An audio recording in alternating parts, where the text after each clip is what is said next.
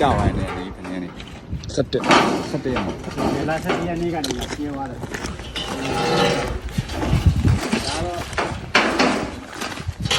ါတော့ဒီခံတာလေခုံကထူးဆန်းတာတစ်ခုကတောက်ဆောက်စီလေးတွေမှာဒီလက်ရှိကွာနေစရတဲ့တောက်ဆောက်ပေါ့နော်ဒီဘုံနေနဲ့ကျဲကျဲတယ်ဒါပေမဲ့ထူးဆန်းတာတစ်ခုကအခုလာကျဲတဲ့ဒီကျွန်တော်တို့ခေါ်တာပါသူတို့ခေါ်တာပါစတာကလာဘုံဟာထူးကစတာဘုံမှာထူးဆန်းတာကဒီမှာထိုင်းမိတ်လို့ရေးထားတယ်ဗျထိုင်းစာတွေပါနေတယ်ဒါဆိုရင်ဒါကျွန်တော်တို့ဒါထိုင်းနိုင်ငံတုပ်လို့ယူဆရတယ်ပေါ့နော်ဘာဖြစ်လို့ဆိုအရင်ကကျဲတဲ့ဟာတွေကဒီလိုထိုင်းစာသားတွေဒါသူခုနှစ်တွေသူ့ရတာထုတ်လုပ်ထားတဲ့ဒီနိုင်ငံပိုင်အမတ်သားတွေပေါ့နော်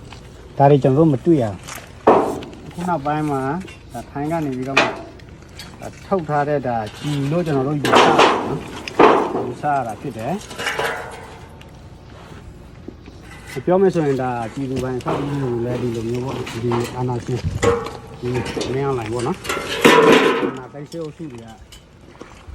ဒီကပြောချင်တာကဒီလူတို့တွေကိုဒီလိုမျိုးပဲလေရင်အားကိုးနဲ့လက်ပြတ်နေရတယ်ကြည့်ရ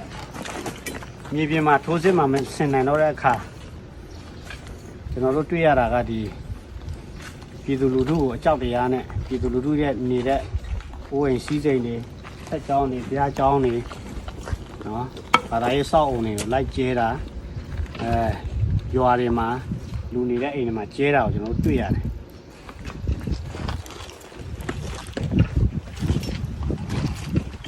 ဒါဆိုရင်ဒီလိုဘုံနေဆိုနောက်ပိုင်းမှာအရန်သုံးလာတယ်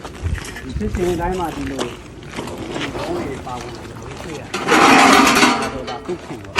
သူကခုနတော့ဆိုရင်ဒါအခွန်ပဲဖြစ်ရတော့သူအဲ့ဒီထဲမှာမှသူကဒီပေါက်ကွဲနိုင်တဲ့ဒီအလုံးလုံးလေးအများကြီးဒါပါဝင်တယ်ကျွန်တော်တွေ့ရတယ်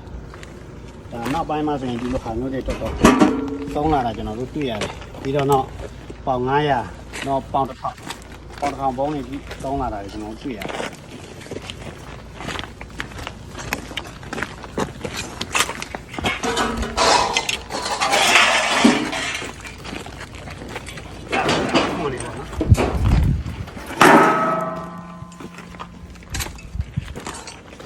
โอเคแค่ซ้ำ